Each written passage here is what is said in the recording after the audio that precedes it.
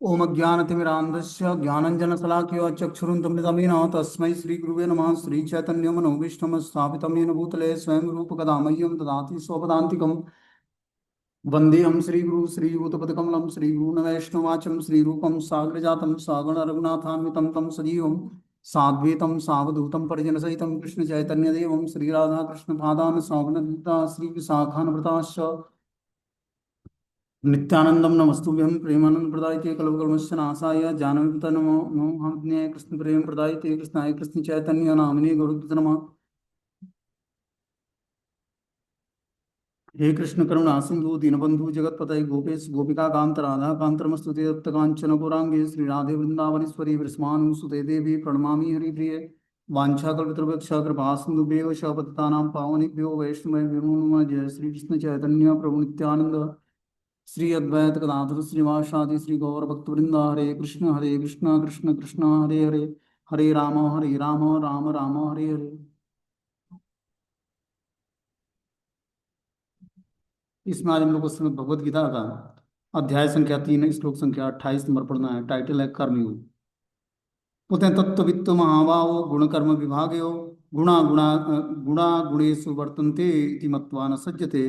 हे महाभाव, भक्ति भाव में कर्म तथा सकाम कर्म के भेद को भली बात जानते हुए जो परम सत्य को जानने वाला होता है वह कभी भी अपने आप को इंद्रियों में तथा इंद्रिय तृप्ति में नहीं लगाता है।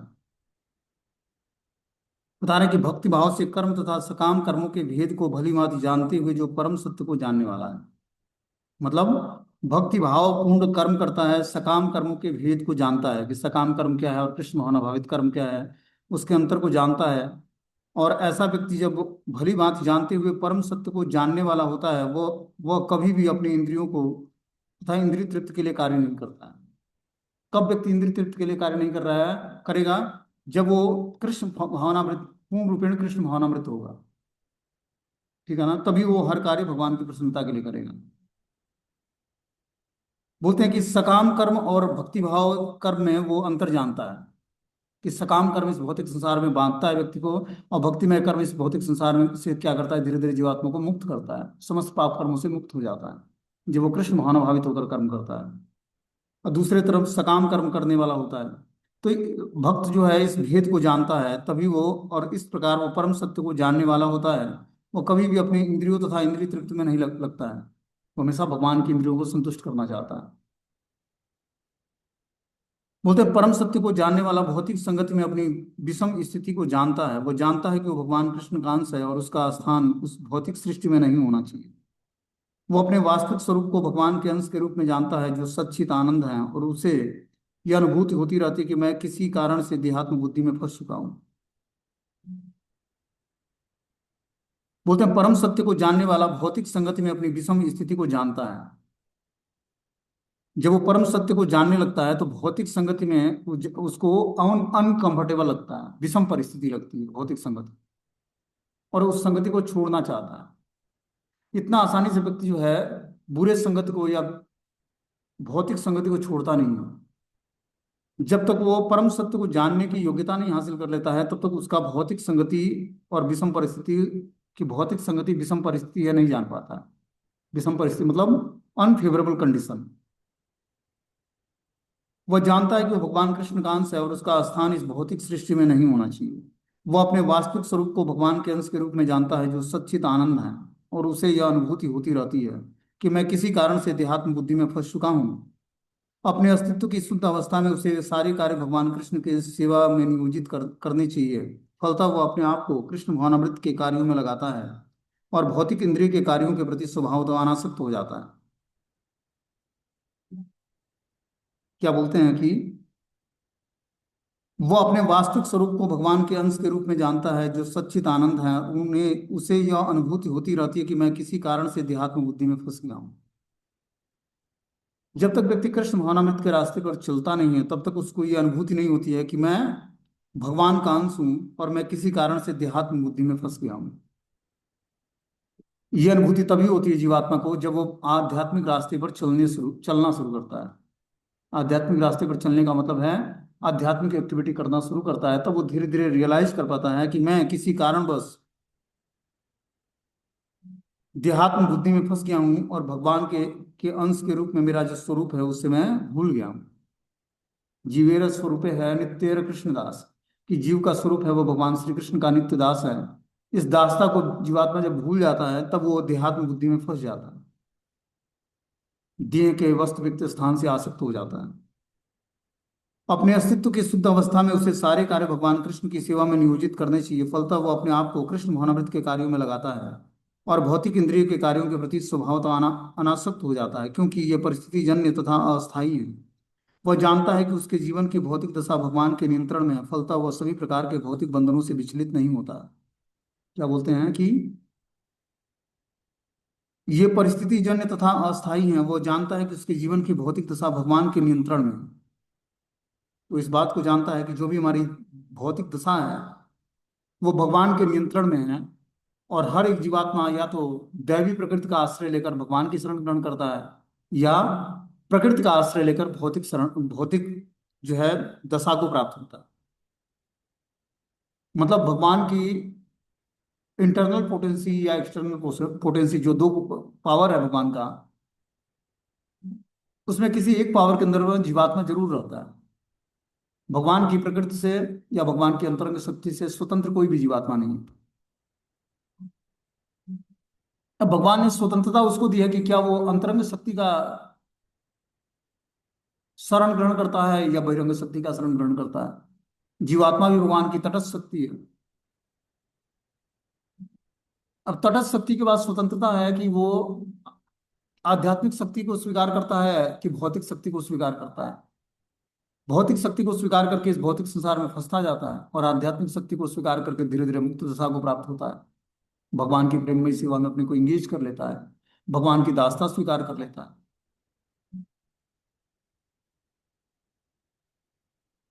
बोलते हैं फलता वह सभी प्रकार के भौतिक बंधनों से विचलित नहीं होता, क्योंकि वह उन्हें भगवत कृपा मानता है। इसमें भागवतम के अनुसार जो व्यक्ति परम सत्य को ब्रह्म परमात्मा और भगवान इन तीन विभिन्न रूपों में जानता है वह तत्ववित्त कहलाता है, क्योंकि वह परमेश्वर के साथ अपने वास्तविक संबंध को भी जानता है। जब तक जीवात्मा भगवान के साथ अपने वास्तविक संबंध को नहीं जानेगा तब तक वो भगवान के परम सत्य को रियलाइज नहीं कर पाएगा। परम सत्य को रियलाइज करने का मतलब है ब्रह्म परमात्मा और श्री भगवान भगवान के तीनों विभिन्न रूपों को वो जानता है और तत्व से स्वीकार करता है। इस प्रकार वह परमेश्वर के साथ अपने वास्तविक संबंध को भी जानता है कि हम भगवान के नित्य दास हैं, और भगवान की दासता स्वीकार करता है। जब जीवात्मा भगवान की दासता स्वीकार करता है तब जाकर धीरे धीरे जो है माया की दासता छोड़ता है। अचानक भगवान की दासता भी स्वीकार नहीं करेगा, धीरे धीरे जब ग्रेजुअली उसमें ग्रोथ करेगा तब वो धीरे धीरे भगवान की शरण ग्रहण करेगा और माया की शरण से दूर हटेगा। बोलते हैं प्रकृते गुण समूढ़ा सज्जन्ते गुण कर्मसु तान कृतस्य विदो मंदान कृतस्य भिन्न विचालयेत। माया के गुणों से मोहग्रस्त होने पर अज्ञानी पुरुष पूर्णतया भौतिक कार्यों में संलग्न रहकर उनमें आसक्त हो जाता है। यद्यपि उनके ये कार्य उनमें ज्ञान अभाव के कारण अधम होता है, किंतु ज्ञानी को चाहिए कि उसे विचलित न करे। देखो क्या बता रहा है कि माया के गुणों से मोहग्रस्त होने पर अज्ञानी पुरुष पूर्णतया भौतिक कार्यों में संलग्न रहकर उनमें आसक्त हो जाता है। जब जीवात्मा माया के गुणों से मोहग्रस्त हो जाता है तो वो अज्ञानी बन जाता है, और इस कारण से भौतिक कार्यों में संलग्न रहकर उसमें आसक्त हो जाता है। भौतिक कार्यों में संलग्न होने मात्र से क्या होता है, वो माया की दासता स्वीकार कर लेता है, और ऐसा व्यक्ति अज्ञानी कहलाता है। जब वो ज्ञान सीखता है, कैसा ज्ञान, आध्यात्मिक ज्ञान, भगवान का ज्ञान, शास्त्रों को सुनता या पढ़ता है, हरे कृष्ण महामंत्र का जप करता है, तब धीरे धीरे वो आध्यात्मिक ज्ञान को सीख कर और पूर्णतया भौतिक कार्यों से अनासक्त हो जाता है। लेकिन जब तक उसके पास मोहग्रस्त होता है और अज्ञानी बना रहता है तब तक भौतिक कार्यों में संलग्न रहकर उसमें आसक्त रहता है। यद्यपि उनके ये कार्य उसके उनमें ज्ञान अभाव के कारण अधम होता है, किंतु ज्ञानी को चाहिए कि उससे विचलित ना हो करे। तो ये किस कारण से वो भौतिक प्रकृति का आश्रय लेता है, भौतिक कार्यों का आश्रय लेता है, अज्ञान के कारण। उसमें ज्ञान अभाव के कारण वो अधम हो जाता है, और ज्ञानी को चाहिए कि उसे विचलित ना करें। जो ज्ञानी पुरुष है उसको चाहिए कि ऐसे व्यक्ति को विचलित ना करें, उसको सत्य का ज्ञान दे, स्वीकार करता है तो ठीक है, नहीं तो उसको विचलित ना करे, छेड़े नहीं उसको। बोलते हैं अज्ञानी मनुष्य स्थूल भौतिक चेतना से तथा भौतिक उपाधियों से पूर्ण पूर्ण रहते हैं। यह शरीर प्रकृति की देन है। जो व्यक्ति शारीरिक चेतना में अत्यधिक आसक्त होता है वो मंद अर्थात आलसी कहा जाता है। अज्ञानी मनुष्य शरीर को आत्मस्वरूप मानते हैं। वे अन्यों के साथ शारीरिक संबंध को बंधुत्व मानते हैं। जिस देश में ये शरीर प्राप्त हुआ है उसे वे पूज्य मानते हैं और धार्मिक अनुष्ठानों की औपचारिकताओं को ही अपना लक्ष्य मानते हैं। बोलते हैं अज्ञानी मनुष्य स्थूल भौतिक चेतना और भौतिक उपाधियों से पूर्ण रहते हैं। यह शरीर प्रकृति की देन है। जो व्यक्ति शारीरिक चेतना में अत्यधिक आसक्त होता है वह मंद अर्थात आलसी कहलाता है। जब व्यक्ति शारीरिक चेतना को धारण करता है तो उसके अंदर तमोगुण का विकास होता है। वो शरीर से संबंधित वस्तु व्यक्ति स्थान से आसक्त होने के कारण उसी को अपना सर्वस्व मान लेता है और भगवान से विमुख हो जाता है। यही अज्ञानता है, माया है, इग्नोरेंस। ये किस कारण से होता है? तमोगुण के कारण। जब व्यक्ति तमोगुण का आश्रय लेता है तो वो वास्तविक ज्ञान उसके तमोगुण उसके आवृत कर लेती, ढक लेती है, और वो गलत को सही और सही को गलत मानने लगता है। यद्यपि उनके ये कार्य उनके ज्ञान अभाव के कारण होता है। जो व्यक्ति शारीरिक चेतना में अत्यधिक आसक्त होता है वो मंद अर्थात आलसी कहा जाता है। अज्ञानी मनुष्य शरीर को आत्मस्वरूप मानते हैं। वे अन्यों के साथ शारीरिक संबंध को बंधुत्व मानते हैं। जिस देश में यह शरीर प्राप्त हुआ है उसे वे पूज्य मानते हैं। वे धार्मिक अनुष्ठानों की औपचारिकता को भी अपना लक्ष्य बनाते हैं। क्या बता रहे हैं कि जिस देश में यह शरीर प्राप्त हुआ है उसे वे पूज्य मानते हैं और धार्मिक अनुष्ठानों की औपचारिकताओं को ही अपने जीवन का परम लक्ष्य मानते हैं। ऐसा व्यक्ति धार्मिक अनुष्ठान करता है और उसकी औपचारिकताओं को ही अपने जीवन का लक्ष्य मान लेता है। ऐसी भौतिकताग्रस्त उपाधिधारी पुरुषों के कुछ प्रकार के कार्यों में सामाजिक सेवा, राष्ट्रीयता और परोपकार होता है। ऐसी उपाधियों के चक्कर में वह सदैव भौतिक क्षेत्र में व्यस्त रहता है। उसके लिए आध्यात्मिक बोध मिथ्या होती है, अतः वह इसमें रुचि नहीं लेता। किंतु जो लोग आध्यात्मिक जीवन में जागरूक है उन्हें चाहिए कि इस भौतिकता में मग्न व्यक्तियों को विचलित न करें। अच्छा तो यही होगा कि वे शांत भाव से अपने आध्यात्मिक कार्यों को करें। ऐसे मोहग्रस्त व्यक्ति अहिंसा जैसे जीवन के मूलभूत नैतिक सिद्धांतों तथा इसी प्रकार के परोपकारी कार्यों में लगे होने चाहिए हो सकते हैं। क्या बता रहे हैं कि उनके लिए आध्यात्मिक बोध मिथ्या होता है, वे उसमें रुचि नहीं लेते। जो व्यक्ति अज्ञान में है उसके लिए जो है आध्यात्मिक ज्ञान जो है उसके लिए मिथ्या ज्ञान है। जैसे व्यक्ति रजो और तमोगुण के टच में आता है उसका वास्तविक ज्ञान ढक जाता है।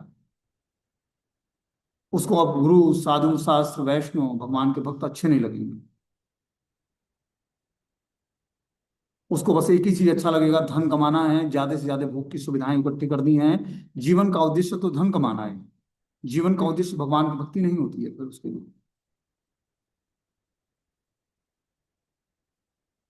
फिर वो धीरे धीरे साधु, शास्त्र और भक्तों पर उसका विश्वास कम हो जाता है और वो सेल्फ डिपेंडेंट होकर भक्ति करने का प्रयास करता है कि मुझे फॉर्मूला पता हो गया है, मैं सब कुछ कर दूंगा या कर लूंगा, मैं सर्व समर्थ हूँ। तो सर्व समर्थ बनने के लिए एक योग्यता है। अवश्य ही हर एक जीवात्मा अपने आप में पूर्ण है और भगवान का अंश है, और भगवान का और गुरु का उसका एक यूनिक संबंध है। लेकिन उसकी एक स्थिति आती है तब वो ये सब चीजों को स्वीकार कर सकता है कि अब वो डिपेंडेंट होकर अपने अपने आध्यात्मिक एक्टिविटी को कर सकता है, गुरु और वैष्णव की कृपा पर आश्रित होकर, भगवान की कृपा पर आश्रित होकर। लेकिन उस कृपा का माध्यम क्या है, उस कृपा तक पहुंचना कैसे है? उसके लिए हमें शुरुआत में श्रवणम और कीर्तनम के मेथड को दृढ़तापूर्वक धारण करना पड़ेगा। जब तक हम दृढ़तापूर्वक जो है इस बात को नहीं स्वीकार करेंगे तब तक, अभी जैसे मान लो कि अपने पारिवारिक जीवन में धन आ रहा है, परिवार से कुछ संपन्न है, तो भक्ति अच्छे तरीके से चल भी रही है, माला हम कर भी रहे हैं ठीक ठाक से। लेकिन जब हमारे जीवन में ऐसा प्रमोकिंग सिचुएशंस आएगा, जब उल्टा सिचुएशंस आएगा, उस समय हमें आवश्यकता होगी एक ऐसे व्यक्ति की जो हमें भक्ति को संभाल सके, भक्ति में जीवन हमें स्थिर कर सके, बनाए रख सके। इसीलिए आध्यात्मिक ज्ञान की आवश्यकता है। नहीं तो माला जपने से ही और जो भगवत प्राप्ति हो जाती है तो सभी लोग माला जप लेते हैं। फिर ये इतने शास्त्र व्यासदेव ने क्यों नहीं, कि पढ़ के ज्ञान अर्जन करो, ज्ञान के माध्यम से अपने मन और बुद्धि को एकाग्र करो। और भक्ति करते हुए या श्रीमद् भागवतम भगवत गीता का ज्ञान अर्जन करते समय ऐसा नहीं कि आप धर्म अर्थ काम मोक्ष से आप विमुख हो जाओगे और बस मात्र भक्ति ही बचेगी आपके जीवन का उद्देश्य। गृहस्थ आश्रम में रहने वाले व्यक्ति को धन भी कमाना पड़ता है, उसको धर्म का पालन भी करना पड़ता है, अलग अलग इच्छाओं को तृप्त भी करना पड़ता है, और फिर अपने पाप कर्मों से मुक्त होना पड़ता है। फिर पंचम पुरुषार्थ भक्ति को वो अच्छे तरीके से तत्व से जान पाता है।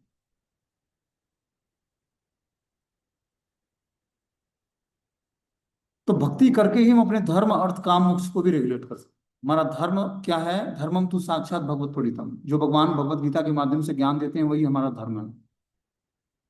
जब हमारा धर्म पवित्र होगा तब हमारा अर्थ का स्रोत पवित्र होगा, इनकम का स्रोत पवित्र होगा। बिना इनकम का स्रोत पवित्र हुए हम पवित्र एक्टिविटी नहीं कर पाएंगे, मैकेनिकली रूप से माला होगी, कृत्रिम रूप से हो।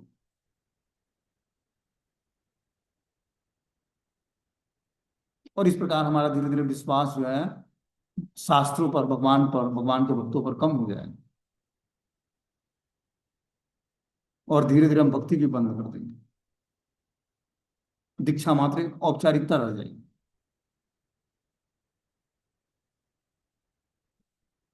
इसीलिए अपने अंदर से इग्नोरेंस को दूर करना है, अज्ञानता को दूर करना है। रजोगुणी और तामसिक लोगों का जब हम संग त्यागेंगे, उतने ही हमें उनका एसोसिएशन करना है जितने की आवश्यकता है, जिससे हमारा भक्ति डिस्टर्ब ना हो। भक्ति में जीवन हम स्वीकार किए हैं, आध्यात्मिक गुरु को स्वीकार किए हैं, परंपरा में जुड़े हैं, तो हमें आध्यात्मिक गुरु के साथ साथ आध्यात्मिक ज्ञान को, जो उनके द्वारा दिया हुआ ज्ञान है, उसको भी हमें समझना पड़ेगा।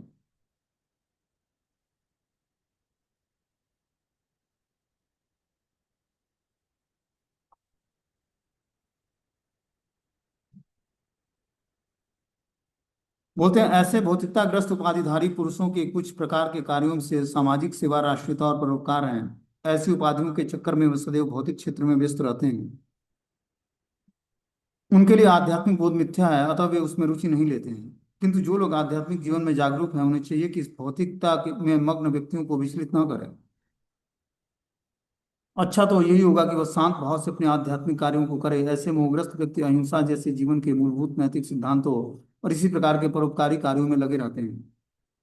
जो लोग अज्ञानी हैं वे कृष्ण भवनामृत के कार्यों को समझ नहीं पाते, अतः भगवान कृष्ण हमें उपदेश देते हैं कि ऐसे लोगों को विचलित न किया जाए और व्यर्थ ही मूल्यवान समय नष्ट न किया जाए। किंतु भगवत भक्त भगवान से भी अधिक दयालु होता है, क्योंकि वह भगवान के अभिप्राय को समझता है। फलतः वह सभी प्रकार के संकट झेलता है, यहाँ तक कि इस अज्ञानी पुरुषों के पास जा जाकर उन्हें कृष्ण भवनामृत के कार्यों में प्रवृत्त करने का प्रयास करता है, जो मानव के लिए परम आवश्यक है। तो कृष्ण भवनामृत कार्यों को स्वीकार करना ये मनुष्य जीवन की आवश्यकता है, इसको हमें जानना पड़ेगा। और जो भगवान का भक्त होता है वह अज्ञानी पुरुषों के पास जा जाकर कृष्ण भवनामृत के कार्यों में उनको प्रवृत्त करने का प्रयास करता है कि आप लोग भी भगवान की भक्ति को स्वीकार करें।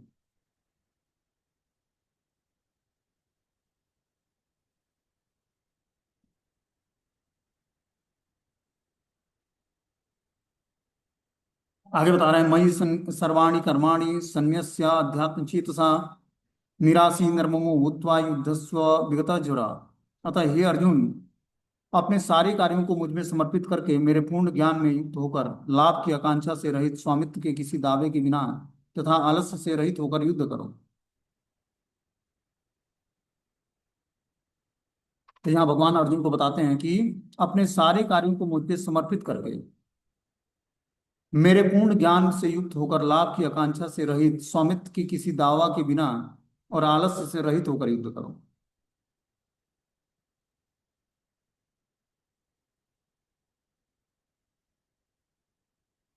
तो अपने सारे कार्यों को हम भगवान को जब समर्पित करते हैं, पूर्ण ज्ञान से युक्त होकर उसमें स्थिर हो जाते हैं, लाभ की आकांक्षा से रहित होकर, स्वामित्व के किसी दावे के बिना, आलस्य से रहित होकर हम जब कार्य करते हैं, तब हम विजय प्राप्त और भगवान के और करीब जाते हैं। ये भगवान का आदेश है अर्जुन के लिए। ये अर्जुन के माध्यम से हम लोग को भगवान आदेश दे रहे हैं कि जीवन संघर्ष में अपने सारे कार्यों को मुझ पर समर्पित करके मेरे पूर्ण ज्ञान से युक्त होकर, लाभ की आकांक्षा से रहित होकर, स्वामित्व के किसी दावे के बिना, आलस्य से रहित होकर इस भौतिक संसार में हमें क्या करना है? संघर्ष करना है। हर व्यक्ति संघर्ष रहता है इस भौतिक संसार में। माया के अगेंस्ट युद्ध छेड़ा हुआ है उसने। हर व्यक्ति एक नदी की धारा में समान चाल से चलता बहता हुआ चला जा रहा है भौतिक संसार में, और हमें अपनी नाव को विपरीत दिशा में ले जानी है। तो ऐसे व्यक्ति के लिए भगवत गीता का ज्ञान है। जो जिस दिशा में सभी लोग जा रहे हैं उस दिशा के विपरीत दिशा में अपनी नाव को खेना है। कैसे खेलेंगे? जब हम आध्यात्मिक ज्ञान सीखेंगे भगवत गीता के माध्यम से।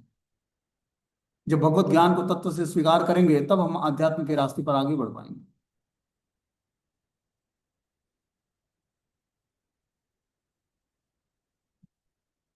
बोलते हैं यह श्लोक भगवत गीता के प्रयोजन को स्पष्टतया इंगित करने वाला है। भगवान को की शिक्षा है कि स्वधर्म पालन के लिए सैन्य अनुशासन के सदृश पूर्णतया कृष्ण भावनाभावित होना आवश्यक है। ऐसे आदेश से कुछ कठिनाई उपस्थित हो सकती है, फिर भी कृष्ण के आश्रित होकर स्वधर्म का पालन करना ही चाहिए, क्योंकि यह जीव की स्वाभाविक स्थिति है। जीव भगवान के सहयोग के बिना सुखी नहीं हो सकता, क्योंकि जीव की नित्य स्वाभाविक स्थिति ऐसी है कि भगवान की इच्छा के अधीन रहा जाए। अतः श्री कृष्ण ने अर्जुन को युद्ध करने का इस तरह आदेश दिया मानो भगवान उसके सेना नायक हों। तो बता रहे हैं इस श्लोक इस यह श्लोक भगवत गीता के प्रयोजन को स्पष्टतया इंगित करता है। भगवान की शिक्षा है कि स्वधर्म पालन के लिए सैन्य अनुशासन के सदृश से पूर्णतया कृष्ण भावनाभावित होना आवश्यक।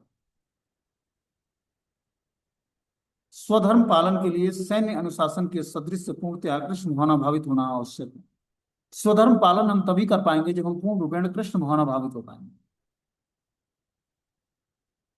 स्वधर्म क्या है? जिस वर्ण और आश्रम में है उस वर्ण और आश्रम के हिसाब से अपनी प्रेस्क्राइब ड्यूटी को बखूबी निभाना।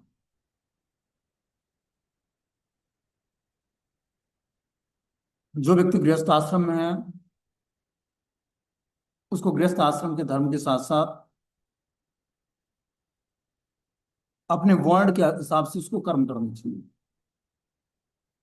वर्ण और आश्रम के हिसाब से जब व्यक्ति सुटेबल तरीके से कार्य करता है और सैन्य अनुशासन के सदृश से पूर्णतया कृष्ण भावना भावित होना आवश्यक, तभी वो अच्छे तरीके से वर्णाश्रम धर्म का पालन कर पाएगा, स्वधर्म का पालन कर पाएगा। ऐसे आदेश में कुछ कठिनाई उपस्थित हो सकती है, फिर भी कृष्ण के आश्रित होकर स्वधर्म का पालन करना ही चाहिए, क्योंकि यह जीव की स्वाभाविक स्थिति है। जीव भगवान के सहयोग के बिना सुखी नहीं हो सकता, क्योंकि जीव की नित्य स्वाभाविक स्थिति ऐसी है जो भगवान की इच्छाओं के अधीन रहा रहा गया। तो हर एक जीवात्मा की स्वाभाविक स्थिति क्या है कि भगवान कृष्ण का वो नित्य दास है तो नित्य दास, लेकिन इस दासता को स्वीकार करता है तो ठीक है। नहीं तो भगवान की अंतरंग शक्ति का शरण न ग्रहण करके भगवान की बहिरंग शक्ति, मतलब है वो प्रकृति के अंडर में भगवान के संरक्षण में, लेकिन इनडायरेक्ट रूप से। डायरेक्ट रूप क्या है कि हम भगवान की अंतरंग शक्ति की शरण ग्रहण करें, श्रीमती राधा रानी की, और भगवान की भक्ति को स्वीकार करें। हम नहीं स्वीकार करते, भगवान की अंतरंग शक्ति का शरण नहीं लेते हैं, भगवान की बहिरंग शक्ति श्रीमती दुर्गा देवी की शरण ग्रहण करेंगे, जो भगवान की एक्सटर्नल पोटेंसी है। भौतिक प्रकृति का के संरक्षण में आना पड़ेगा। और भौतिक प्रकृति में हम जो भी कार्य करते हैं वो बद्ध अवस्था में करते हैं। जब व्यक्ति पूर्ण रूपेण माया की शरण छोड़ करके दैवी प्रकृति आश्रितम होता है, दैवी प्रकृति का आश्रय लेता है, तब उस जीवात्मा का वास्तविक मंगल और कल्याण शुरू होता है।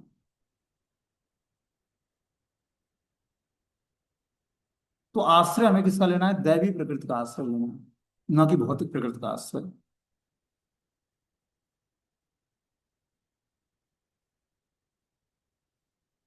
बोलते हैं जीव भगवान के सहयोग के बिना सुखी नहीं हो सकता, क्योंकि जीव की नित्य स्वाभाविक स्थिति ऐसी है कि वो भगवान की इच्छाओं के अधीन रहा जाए। बता रहे हैं यहाँ पर कि जीव भगवान के सहयोग के बिना सुखी नहीं हो सकता, क्योंकि जीव की नित्य स्वाभाविक स्थिति ऐसी है कि भगवान की इच्छाओं के अधीन रहा जाए। हर एक जीवात्मा की ये स्वाभाविक स्थिति है कि वो भगवान की इच्छाओं के अधीन रहता है। अतः श्री कृष्ण ने अर्जुन को युद्ध करने का इस तरह आदेश दिया मानो भगवान उसके सेनानायक हों। तो भगवान ने अर्जुन को आदेश दिया कि तुम क्या करो, युद्ध करो मेरे कहने पर। जिस तरह एक सेना नायक युद्ध के लिए आदेश देता अपनी सेनाओं को। परमेश्वर की इच्छा के लिए मनुष्य को सर्वस्व की बलि करनी होती है और साथ ही स्वामित्व जताए बिना स्वधर्म का पालन करना होता है। अर्जुन को भगवान के आदेश का मात्र पालन करना था। परमेश्वर समस्त आत्माओं की आत्मा है। अतः जो पूर्णतः परमेश्वर पर आश्रित रहता है, या दूसरे शब्दों में जो जो पूर्णतया कृष्ण भावना भावित है, वो अध्यात्म चेतसा कहलाता है। निराशी शब्द का अर्थ है स्वामी के आदेशानुसार कार्य करना किंतु फल की आशा न करना। बता रहे हैं यहाँ पर कि जो पूर्णतया कृष्ण भावना भावित है वो अध्यात्म चेतसा कहलाता है। मतलब वो अध्यात्म चेतसा, मतलब उसकी चेतना अध्यात्म में लगी होती है। पूर्ण रूपेण अध्यात्म को स्वीकार किया होता है। निराशी का अर्थ है स्वामी के आदेशानुसार कार्य करना किंतु फल की आशा न करना। यहाँ बता रहे हैं निराशी निर्ममो भूत्वा युद्धस्व अभिगता जोरा। तो निराशी इस श्लोक का अर्थ है, इस श्लोक में जो निराशी शब्द आया है उसका अर्थ है कि स्वामी के आदेशानुसार कार्य करना किंतु फल की आशा न करना। कोषाध्यक्ष अपने स्वामी के लिए लाखों रुपए गिन सकता है किंतु इसमें से वह अपने लिए एक पैसा भी नहीं चाहता। इसी प्रकार मनुष्य को यह समझना चाहिए कि इस संसार में किसी व्यक्ति का कुछ भी नहीं है, सारी वस्तु परमेश्वर की है। मई अर्थात मुझ में का वास्तविक तात्पर्य यही है। जब मनुष्य इस प्रकार से कृष्ण भावनामृत में कार्य कार्य करता है तो वह किसी वस्तु पर अपने स्वामित्व का दावा नहीं करता।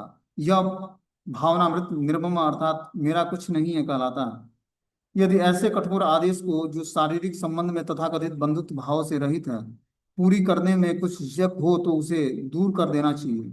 इस प्रकार मनुष्य विगत ज्वरम अर्थात ज्वर या आलस्य से रहित हो सकता है। अपने गुण और स्थिति के अनुसार प्रत्येक व्यक्ति को विशेष प्रकार का कार्य करना होता है। ऐसे कर्तव्यों का पालन कृष्ण भावना भावित होकर किया जा सकता है। इससे मुक्ति का मार्ग प्रशस्त हो जाता है। क्या बताते हैं यहाँ पर,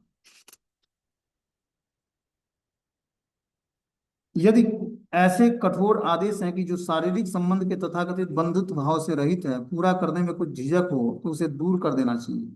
इस प्रकार मनुष्य विगत ज्वर अर्थात ज्वर या आलस्य से रहित हो सकता है। अपने गुण तथा स्थिति के अनुसार प्रत्येक व्यक्ति को विशेष प्रकार का कार्य करना होता है। ऐसे कर्तव्यों का पालन करना कृष्ण भावनाभावित होकर किया जा सकता है जिससे मुक्ति का मार्ग प्रशस्त हो।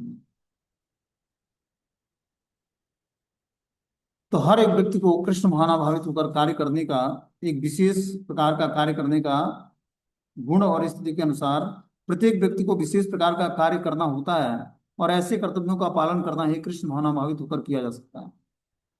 कि हर व्यक्ति का कोई विशेष कर्तव्य है इस भौतिक संसार में। वो कर्तव्यों को पालन करने के लिए ही इस भौतिक संसार में कर्म करने के लिए ही प्रकट होता है। लेकिन जब वो कृष्ण भावना भावित होकर कर्म करता है तब उसका मुक्ति का मार्ग प्रशस्त होता है। बिना भगवान की शरण ग्रहण किए कोई कर्म करता है तो भौतिक बंधन उसको लगता है, भौतिक बंधन में बंध जाता है। लेकिन जब वही जीवात्मा भगवान की प्रसन्नता के लिए कर्म करता है तो उसका मुक्ति का मार्ग प्रशस्त हो जाता है।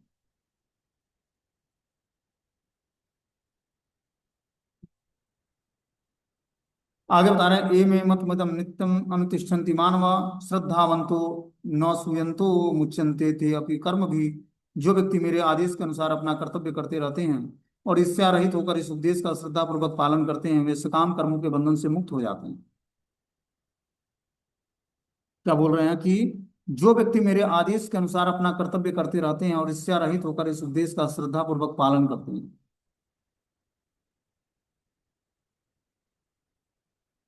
वे सकाम कर्मों के बंधनों से मुक्त हो जाते हैं। तो सकाम कर्मों के बंधनों से मुक्त होने के लिए क्या करना पड़ेगा, भगवान के आदेश के अनुसार अपने कर्तव्य करना पड़ेगा और ईर्ष्या रहित होकर उस उपदेश का श्रद्धा पूर्वक पालन करना पड़ेगा। जब हम भगवान के आदेश के अनुसार कर्तव्य करेंगे और ईर्ष्या रहित होकर उस उपदेश का श्रद्धा पूर्वक पालन करेंगे तब जाकर सकाम कर्मों के बंधनों से धीरे धीरे मुक्त हो पाएंगे। इतना आसान नहीं है सकाम कर्मों के बंधनों से छूट पाना। अरे अनेकों करोड़ों वर्ष जन्मों से हम लोग सकाम कर्म की इच्छाओं को पाले हुए हैं और इसी इच्छाओं के कारण व्यक्ति को जन्म मृत्यु जरा व्याधि दुख दोषानुदर्शनम ये सब कुछ दर्शन करने पड़ते हैं। इसीलिए हमें क्या करना है, भगवान के द्वारा बताए हुए आदेश के अनुसार अपना कर्तव्य करना है। क्या भगवान आदेश देते हैं कि कृष्ण भावना भावित होकर समस्त कर्मों को कर, अपनी प्रिस्क्राइब ड्यूटी जो है, नियत कर्तव्य जो है उसको पूर्ण रूपेण हमारे भाव में करो। फल की आकांक्षा से रहित होकर समस्त कर्मों को करो, कृष्ण भावना भावित हो। तब जाकर तुम कर्मों के परिणाम से छूट पाओगे। ईर्ष्या रहित होकर इस उद्देश्य का जो व्यक्ति श्रद्धा पूर्वक पालन करते हैं, वे काम कर्मों के बंधनों से मुक्त हो जाते हैं। तो हमें ईर्ष्या रहित होकर भगवान के उद्देश्य का श्रद्धा पूर्वक पालन करना पड़ेगा। जब तक हम काम क्रोध लोभ मद मात्सर्य ईर्ष्या द्वेष से छूटेंगे नहीं, तब तक भगवान की पूर्ण रूपेण शरणागति हम स्वीकार नहीं।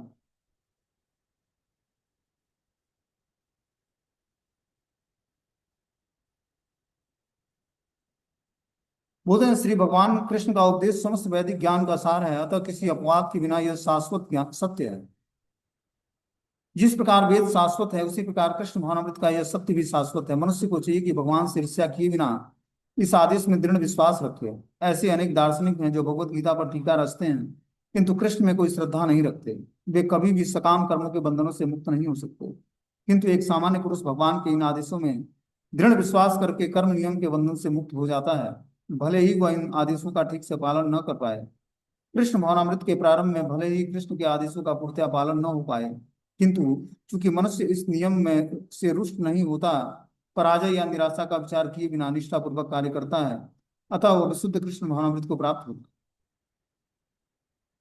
क्या बोलते हैं, श्री भगवान कृष्ण का उपदेश समस्त वैदिक ज्ञान का सार है। जो भगवत गीता का ज्ञान है, समस्त वैदिक ज्ञानों का क्या है, सार है, समरी है। अतः किसी अपवाद के बिना यह शाश्वत सत्य है। मतलब इसमें कोई अपवाद नहीं है। इस शाश्वत सत्य को हमें स्वीकार करना पड़ेगा। जिस प्रकार वेद शाश्वत है, उसी प्रकार कृष्ण भावनामृत का यह सत्य भी शाश्वत है। मनुष्य को चाहिए कि भगवान से ईर्ष्या किए बिना इस आदेश में दृढ़ विश्वास रखते। ऐसे अनेक दार्शनिक हैं जो भगवत गीता पर टीकाएं रचते हैं, किंतु कृष्ण में कोई श्रद्धा नहीं रखते। तो टीकाएं तो बहुत सारे भगवत गीता पर लिखे जाते हैं, लेकिन जिसकी भगवान में श्रद्धा नहीं है, भगवान का भजन नहीं करता है, वो व्यक्ति दृढ़ विश्वास उसका भगवान पर नहीं होगा। मनुष्य को चाहिए कि भगवान से ईर्ष्या किए बिना इस आदेश में दृढ़ विश्वास रखे।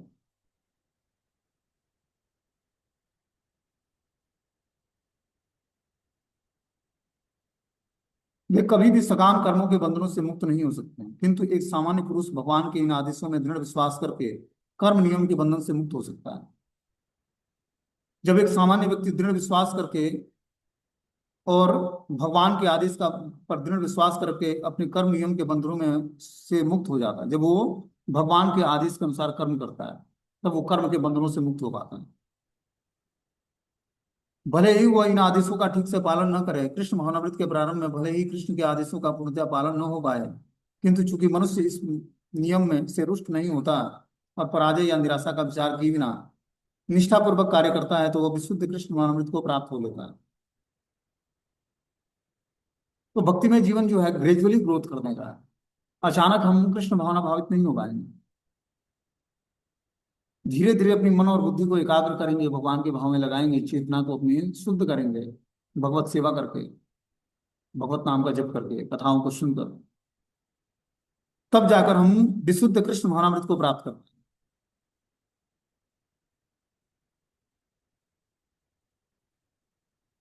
उस तरफ हमें कृष्ण भावनामृत प्राप्त नहीं होगा। कृष्ण भावनामृत होता क्या है? अपने मंडेन कॉन्शियसनेस को स्पिरिचुअलाइज कर लेना ही कृष्ण भावनामृत है। जो हमारी मैटेरियल बुद्धि है, भौतिक बुद्धि है, उसको स्पिरिचुअलाइज करके आध्यात्मिक करनी है।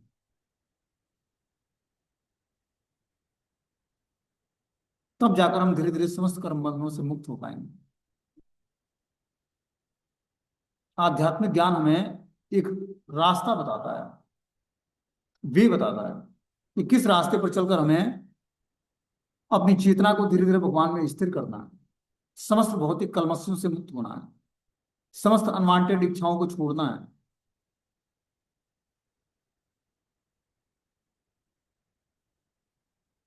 तब जाकर जीवात्मा धीरे धीरे भगवान को के नाम रूप गुण लीला धाम के प्रति उसकी रुचि जागृत होती है। जब वो भौतिक पाठ छोड़कर आध्यात्मिक पाठ पर काम करना शुरू करता है।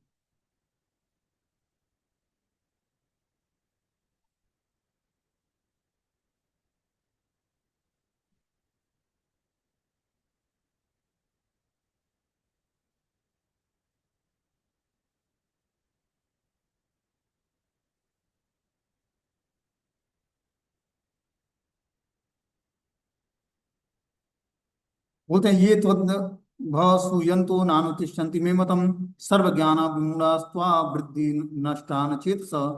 किंतु जो ईर्ष्यावश इन उपदेशों की उपेक्षा करते हैं और इनका पालन नहीं करते, उन्हें समस्त ज्ञान से रहित दिग्भ्रमित और सिद्धि के प्रयासों में नष्ट भ्रष्ट समझना चाहिए। बोलते हैं किंतु जो ईर्ष्यावश इन उपदेशों की उपेक्षा करते हैं और इसका पालन नहीं करते, उन्हें समस्त ज्ञान से रहित दिग्भ्रमित और सिद्धियों के प्रयास में नष्ट भ्रष्ट समझना चाहिए। ऐसा व्यक्ति जो ईर्ष्यावश इन उपदेशों का की उपेक्षा करता है, पालन नहीं करता, वह समस्त ज्ञान से रहित हो जाता है। आध्यात्मिक ज्ञान से रहित होने के कारण वह दिग्भ्रमित हो जाता है और सिद्धि के प्रयासों में नष्ट भ्रष्ट हो जाता है। बोले यहाँ पर कृष्ण भावना भावित न होने के दोष का स्पष्ट कथन है। जिस प्रकार परम अधिशासी की आज्ञा के उल्लंघन के लिए दंड होता है, उसी प्रकार भगवान के आदेश के प्रति अवज्ञा के लिए भी दंड है। अवज्ञाकारी व्यक्ति चाहे कितना ही बड़ा क्यों न हो, वह शून्य हृदय होने से आत्मा के प्रति तथा परम ब्रह्म परमात्मा तथा श्री भगवान के प्रति अनभिज्ञ रहता है। अतः ऐसे व्यक्ति से जीवन की सार्थकता की आशा नहीं की जा सकती। बोलते हैं यहाँ पर कृष्ण भावना भावित न होने के दोष का स्पष्ट कथन है कि जो व्यक्ति कृष्ण भावना भावित नहीं है, उसके अंदर क्या दोष उत्पन्न होता है। जिस प्रकार परम अधिशासी की आज्ञा के उल्लंघन के लिए दंड होता है, उसी प्रकार भगवान के आदेश के प्रति अवज्ञा के लिए भी दंड है। मान लो कोई परम अधिशासी कौन होता है? जो जज होता है या जो हायर पोस्ट पर बैठा हुआ अधिकारी होता है। जब व्यक्ति उसकी आज्ञा का उल्लंघन करता है तो उसको दंड मिलता है। उसी प्रकार भगवान के आदेश के प्रति अवज्ञा के लिए भी दंड है। अवज्ञाकारी व्यक्ति चाहे कितना ही बड़ा क्यों ना हो, वह शून्य हृदय होने से आत्मा के प्रति तथा परम ब्रह्म परमात्मा और श्री भगवान के प्रति अनभिज्ञ होता है, क्योंकि भगवान की बातों को स्वीकार नहीं करता है। अतः ऐसे व्यक्ति से जीवन की सार्थकता की आशा नहीं की जा सकती। ऐसा व्यक्ति जीवन की सार्थकता को नहीं जान पाता, जो व्यक्ति कृष्ण भावना भावित नहीं है। ठीक है। अब आगे जो है 33वां श्लोक है, इसको हम लोग अगले क्लास में पढ़ेंगे। हरे कृष्ण।